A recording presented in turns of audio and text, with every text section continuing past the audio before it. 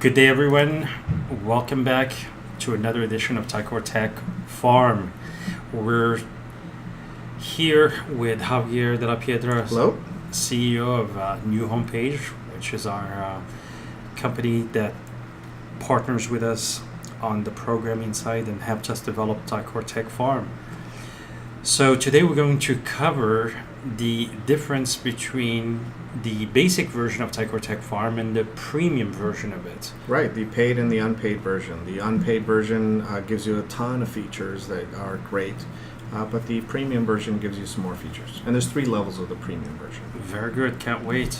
Let's. So I assume we're at ticortechfarm.com and we're gonna log in. Right, we've just logged in, and we've logged into an account, Kareem, that does not have any upgrades. So all the analytics, all the stats, all those functions that are here are in the unpaid version. So you can see all the analytics, which we cover in that overview video, all the different filters that you have, being able to go into the complete farm, being able to print labels and reports and email a farm and download the CSV, download the core fact.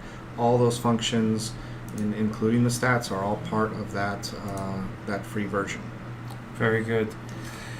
So the essentially the premium version, which we're going to go into next, will have some premium data that customers will have to pay for. But with the free version, can you go over the tabs one more time,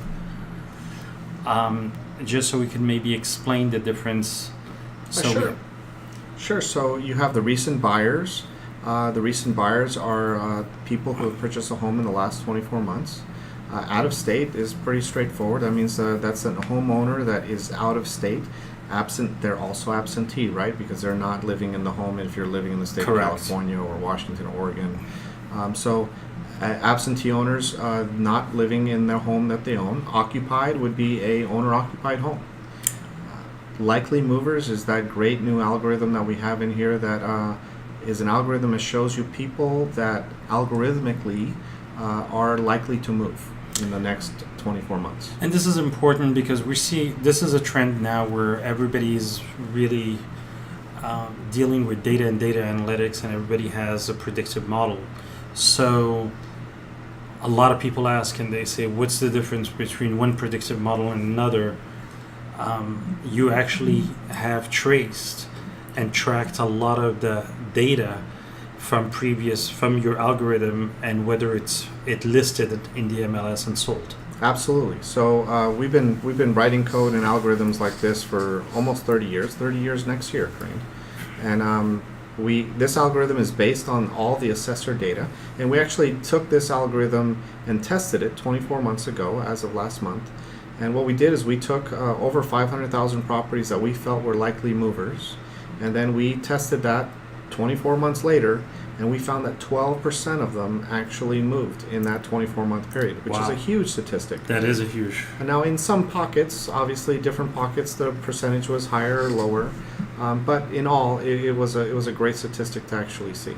And obviously, a lot of people, we don't have to get into details, but people always ask, like, they ask what kind of data is really considered within the algorithm, and we obviously talk about there is LTV and ownership and equity and.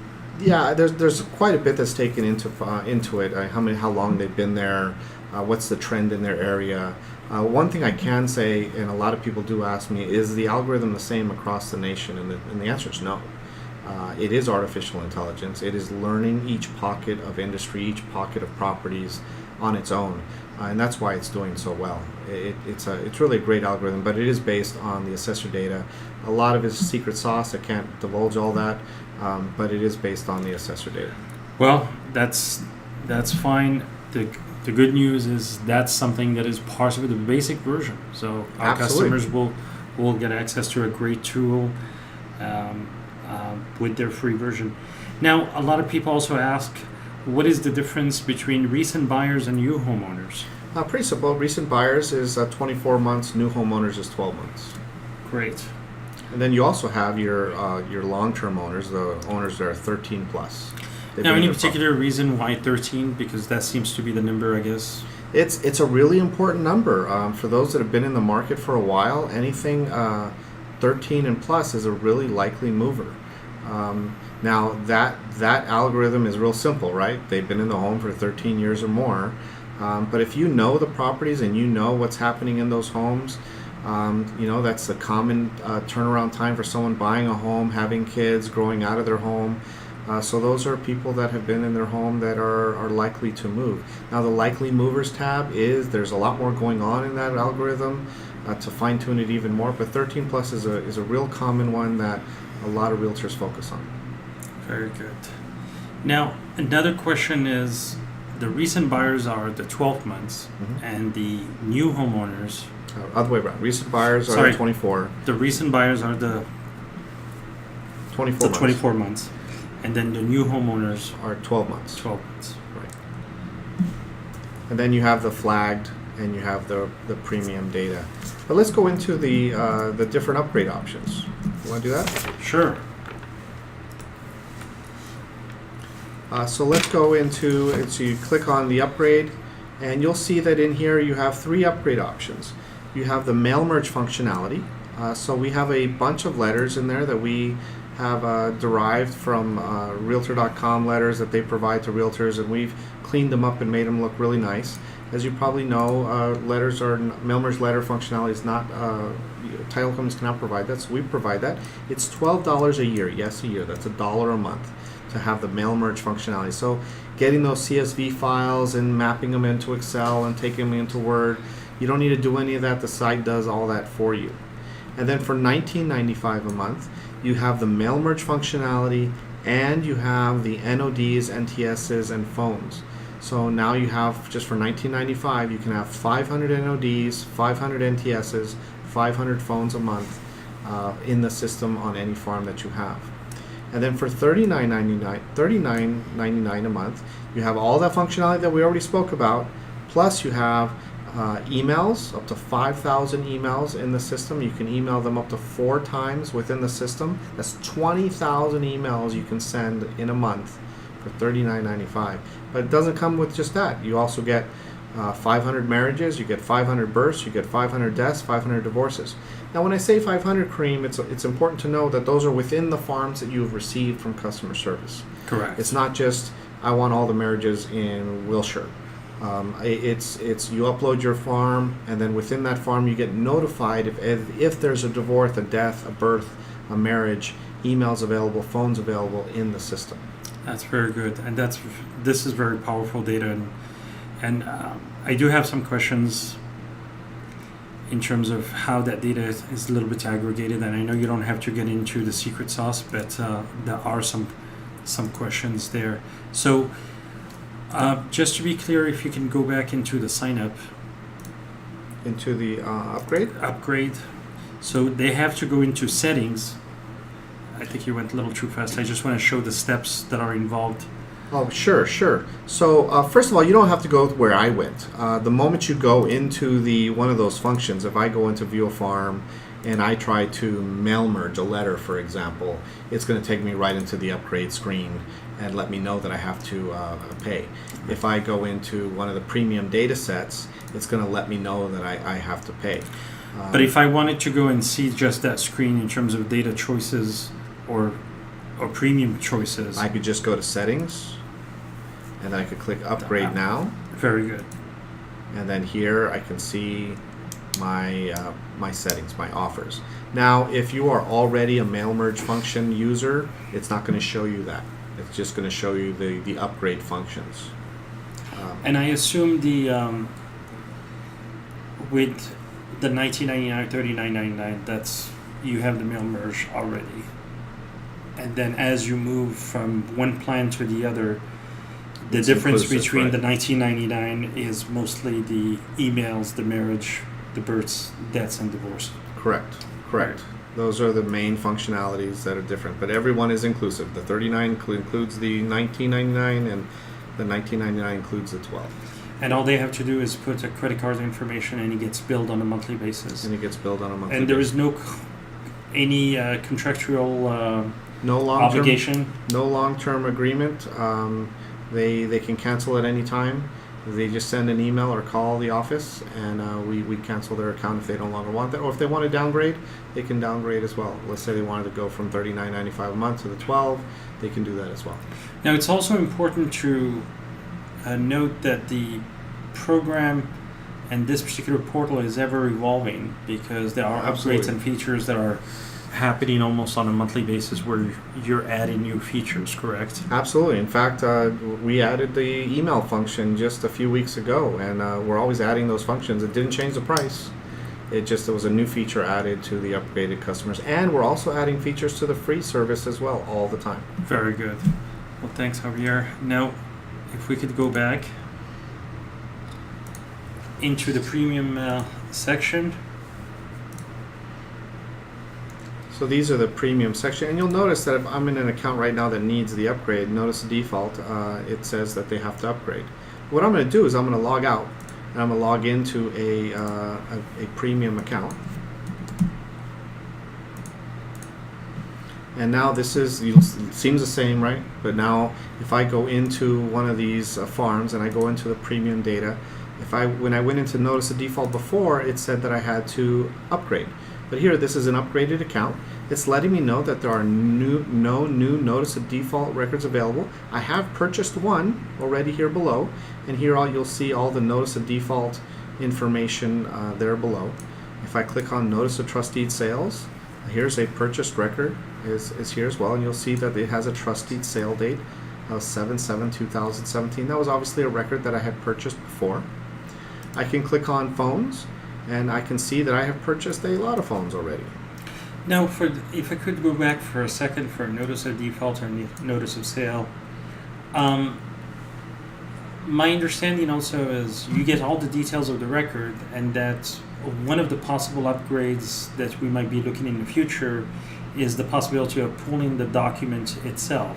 Absolutely. So that is in the works right now, for you to be able to pull the document itself right from the system for that notice of default, and being able to pull the notice of default on the grant deed of the home as well. Very good. Those will be very, very helpful. Absolutely. So the next thing was phones. I'm sorry, I didn't mean to interrupt you. Not a problem. Here within the phones, you'll see that this account has already purchased 159 phones, or it came with the account. Now what happens is the phones don't automatically appear there. They come up and it says that there's 50 phones available for this farm, and you can choose how many phones you want to download for that farm. Because sometimes really large farms will have an enormous amount of phones and there's just too much for you to handle, so there's no need to do that. But another great feature that we mentioned in our overview video is all these mail merge functionalities and all these downloads are associated to these individual tabs. So if I want to download just the records that have phone numbers, I come into my phone tab, I download the CSV, and now I have that as well. Or if I want to email it to someone as well. And are there any limits to the phones? There are limits to the individual farms. So the individual premium data set. So let's go through those.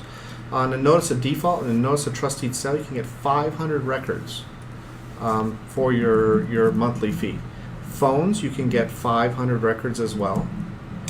A month. A month. So let's assume that I have a farm of 3,000, and then my first month I downloaded 500 emails. Mm-hmm.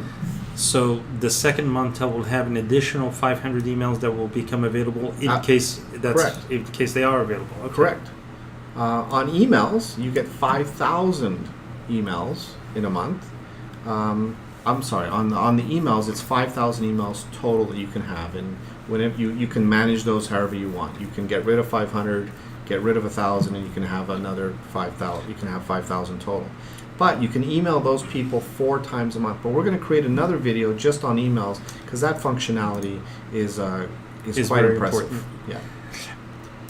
On marriages, births, deaths, and divorces, you can have 500 records there as well. Now, a lot of people ask marriages, how is that data, and I'm always fascinated about how technology. Sure. Yeah, I get that question a lot. A lot of people come to me and say, okay, I get deaths. You have an affidavit of death in the assessor's office. But these are not just affidavit of deaths for deaths. We collect this information from many different sources. I'm not going to give away the secret sauce, but I can tell you a couple items. So on marriages, as an example, someone orders an invitation to their marriage. We're collecting that data. We collect the date and the month that they ordered those invitations for that, and we're collecting that, recording that. But that's just one of many different ways that we collect the marriages, the births, the deaths, the But you divorces. also aggregate maybe flower information, venue, You're booking. giving away more of my stuff there. Wow. But yeah, absolutely. You thought of that yourself. But we have thought of right now marriages. We have 9 different avenues of collecting marriage information. Births, we have about 12 different methods of collecting birth information. Deaths and divorces as well. Now we're not going to have all of them. Yes. We're not going to get every single one that happens, because here's the really important part. These are all associated to a physical address. If we could not associate them to a physical address, we don't give you the record. So this marriage is worth quite a bit. It's not just a name and a number. It's Jack Needle-Lynch got married. This is a marriage record, and we know his address. So that's really important information. Also, these are time-sensitive fields, which is really important. And could you elaborate on that? Absolutely. So on a notice of default, and here's a really good point. If you get an email that says you have 5 notice of defaults available on your farm, you come into the system a few days later and it says you only have 3, the reason why is because that notice of default may have canceled. We're not going to sell you data that is old and stagnant. It has to be a true notice of default. A notice of trustee sale, we're not going to sell you a notice of trustee sale that does not have a sale date in the future. Phone numbers and emails, those are associated to individual properties. They don't have a timeline on them. Marriages, deaths, divorces, births, those are 45-day windows. If they have not happened in a 45-day window, we do not try to sell you that data. It's also important to point out that in an environment right now where we're seeing kind of an unusual market where the inventory is down, interest rates are creeping back up, and we're also seeing maybe the affordability index go down. Our customers are trying to create their own inventory, and these are triggers and micro farms of people most likely to pull a trigger on either buying a home or selling a home, and that's really the spirit behind this data. Yeah, I get a lot of people saying, "God, I don't want to call people who have had a death." The truth is, you're doing them a service. They are in a hard point in their life, and they most likely need to make a move. And those are called pain points. And when a home has more pain points, it's more likely that they move. And what becomes more of a pain point than a birth that makes you go over your room limit, and or marriages that they got together and they're most likely going to need a new home, or they're going out of their home.